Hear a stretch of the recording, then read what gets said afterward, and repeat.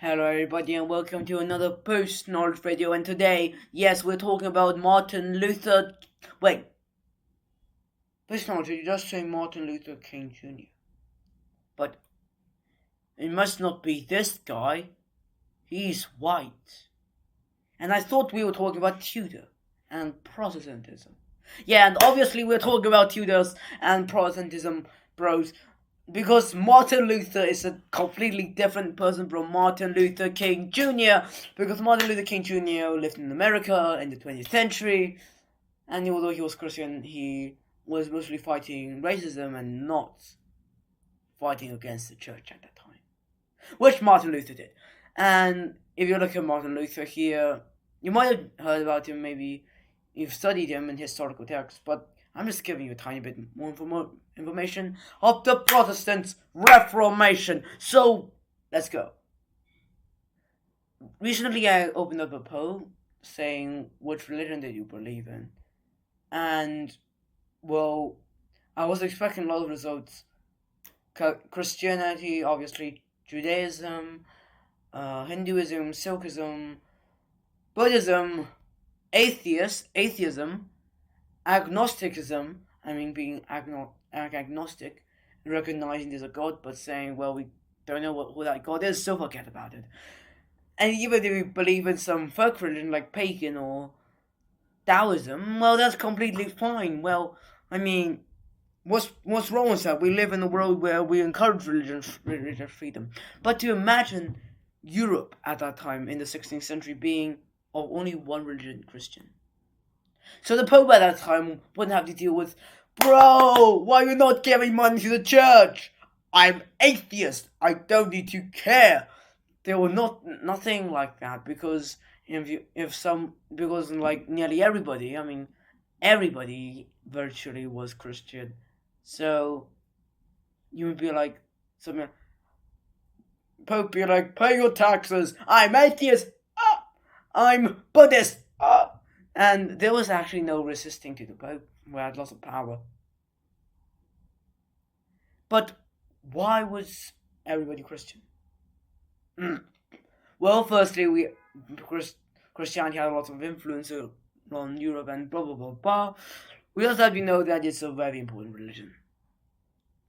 But at that time, Christians and the church was actually very important. Let me just ask you a question. When is the last time you've been to a church? A month ago? A week ago? Or about a year ago? Oh, sorry, I made this. I've never been to a church. Well, if you're in the school, you might have been to chapel every morning, etc. Well, schools still differ. But many people now, if you conducted a survey from now and in the 16th century, the results would have been different. Like, before then, nearly everybody went to church, like, at least once a week. Because church, maybe now we have more forms of entertainment, like social media, YouTube. We have access to lots of stuff on the internet. For example, we can do lots of stuff like play board games, chess, Monopoly. You can play it offline and online. Like at that time, Monopoly wasn't even invented. And why not even go on the London Underground for a stroll around trying to attempt the tube challenge, beating it, and beating the tube challenge, visiting every tube station in London Underground. Which was kind of hard. But never mind, why am I off topic? But at that time, in the 16th century, how can I say this? People had to go to the church because there were no other good forms of entertainment. People were bored. And there were board games, there were sports like people kicking each other until they bled and died, which was kind of gruesome, and jousting, which was not for everyone.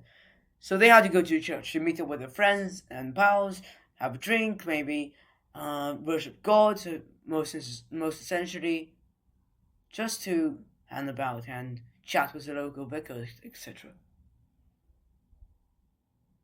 Which was kind of important. And it was also said that if you went to chapel regularly and prayed, church regularly and prayed, well, you'll probably go to heaven because if you're a good guy, And if you didn't pray and you did some bad things, well, you would go to hell. Because they had people then, and I don't. I completely respected, had completely faith in God, and thought that He controlled everything. Like if there's an illness or the bad harvest, well, the peasants are not doing enough work. Maybe not that, but maybe the God was like punish. Maybe God was punishing them. Okay. So the Pope, back to the Pope. So the Pope, like the generation of popes, would be, what can I say?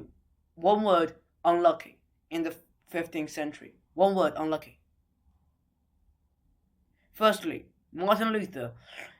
I'm talking about this later. Wait, reserved for later. Sorry. King Henry VIII. Yes, remember him? Big fat bloke that has 6 wives and killed them all. Wait, no. He wasn't fat until he was 36. He had 6 wives, but he only killed 2 of them. So, end of discussion. If you want to see the video, do check out my channel. Go to the Humanities playlist. Go to Tudor. Go check out King Henry VIII, capable king or tyrannical ruler. Back to the topic. So King Henry VIII did a lot of reforms, and if you watched my channel before, which many of you have because my videos before did get some views, he translated the Bible, which was important. Okay? It was very important because people now could understand the Bible, because before it was in Latin and people would be like, the priest or people, the person leading the worship, Notre Pastor, Quiel in Calais, and people were like, what? What? Did you just say pastor? What is Calais? And yes, obviously it's in Latin, and obviously people learn Latin now, or have learned Latin, or are good at Latin, or never learned Latin. I tell you, it is hard, and probably many of you would recognize it. So they were, and after the Bible was translated, they were able to see for themselves, instead of what God taught them, instead of the priest. The priest might tell something wrong, like it's okay to be gay, and then you look at the Bible like, oh wait, dude, it says you're not allowed to be gay. That's just an example by them, but well, like the priest could fool you easily if you didn't know Latin. And I hope you should appreciate King Henry VIII, because when you finish looking at my first video, you're like, tyrannical ruler, did nothing, had 6 wives, killed the Pope. He didn't kill the Pope though. Did nothing. Well, that's that. And left England in financial ruin. But he did do something significant. Translate the Bible, because at that time, translating the Bible, even in England, or the Holy Roman Empire, which was kind of like modern day Germany, was illegal, and you were killed for this. Like this unlucky guy called William Tyndale. He was executed for translating the Bible into English because it was illegal, and the priest just didn't want you to find out everything in the Bible, except now the king allows it. And the king forces it as a law. So you might think that the translation of the Bible was insignificant. But let me just tell you why translating the Bible would be a very good countermeasure, and maybe sometimes even an improvement to the current Catholic Church at that time. Because firstly, because at that time the Catholic Church was arguably bad. And what the translation of the Bible did was that people would look at the Bible like, as I said, you're not supposed to do that. This is all wrong. Firstly, the church was too rich. At that time, 1/3 of England was controlled by the Pope. Although the Pope had never been to England. Kind of like ruling Antarctica despite never going there. And the peasants had to give 10% of their income tax, of their income crops to the Pope, not including the country's tax. I mean, that's outrageous. That's outrageous. Completely outrageous. Modern day tax isn't that high. And also, church leaders might not have been that holy after all. there was once a priest that had, well, put his horses and sheep in the churchyard away for 6 weeks, made no arrangement for substitutes, and he's living with a woman, and he can't even write and cannot even look after the passionate souls. So it means that he's not setting a good example for the people, and why follow him? And that was what Protestants were thinking about. And also, there was the church services in Latin. Well, King Henry VIII did translate it, but then all of Europe, there was like, nah, Pope too good. But what the problem was when a text was in Latin or in any foreign language, like, was that you couldn't understand. And even if it was something you cared about very much, like God, because people want to feel close to God, but they were like all you could hear in the chapel was like da, and they were quite bored. And I was like, what is it talking about? I want to understand how I can worship God more, but what? Like the sons I just said, not Praster, Queer, and Calais. That is the first 4 words of the Lord's Prayers: Our Father in heaven, or Our Father who is in heaven. And people couldn't understand, so they couldn't even understand the Lord's Prayer, and they were like... So this actually defeats its own cause, because Christianity wants people to understand more about it and spread it. And it literally says that in the Bible. But having services written in Latin means that you can't do that. And finally, this stupid thing called indulgences. I completely hate indulgences. Even if you're Christian, or atheist, you probably would think that indulgences are like BS. Not when you say the word. What are indulgences? So you thought that when the people died, they either went to heaven or hell. But before they went to heaven or hell, they went through a place called purgatory. On the way to heaven, not hell. Like, if you're going to hell, you just go to hell. But when you go to heaven, you go to a place called purgatory, which is, well, you get payback for the sins you committed when you were alive, and it's not a good place to be in. How do you solve this? We can't just remove it. What about... Oh yeah, that's a good idea. So they opened a new policy that said you could buy indulgences, which means giving a certain money to the church and shortening your time in purgatory. It's kind of like bribing God or something. I have no idea what that is, but... Firstly, it's not moral. Secondly, it's unreasonable. Like, God is just and omnibenevolent. Why would he just... Because he set up the purgatories according to Christianity, why would he just remove them just because you give him some money? Like, on the sum of the amount, literally, Jesus Christ himself says that money does not matter that much. And finally, it's not fair. So even if God did approve of that, although we don't know, and this was somehow just, I'm just asking. Poor people could not afford this. So what? So rich people could buy loads of indulgences, and like they killed lots of people, they buy lots of indulgences. Not good. And Martin Luther here was completely horrified about indulgences. Like, what is this? Bro, what? This is bribery. So, at that time he was a monk, so he was like, Catholicism sucks! So what he did was that he did something unprecedented. He literally wrote 95 lines of criticism for the Catholic Church, bent it onto their wall, and was like, boom, change this now. And this was called, famously, the 95 Theses. The church was like, you can't do that. Excommunication and goodbye. Because at that time, actually, communication was actually bad, because it means a person could not go to church anymore and would probably end up in hell. And this is when Martin Luther put out the unireverse card. He said,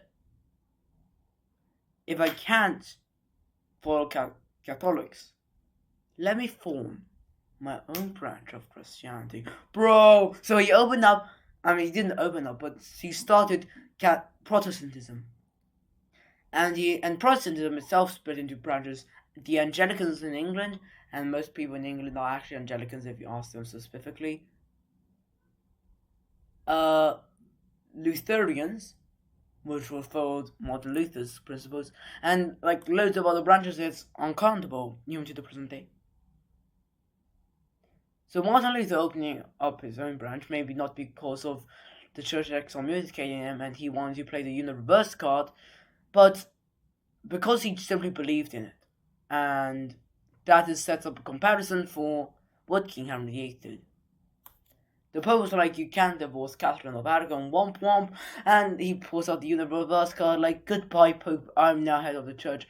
And you know what? That was kind of different to Martin Luther. So in history you have to compare actions which seem similar but are actually different. Because Martin Luther formed it out of faith, and even if you hate Protestantism, you have to agree that Martin Luther believed that it was good. But King Henry VIII was like, I want to divorce her, so I'm just going to do this recklessly. And that's why people think of him as tyrannical, which was kind of sometimes logical. And before we end this video, let's talk about differences between Catholics and Protestants.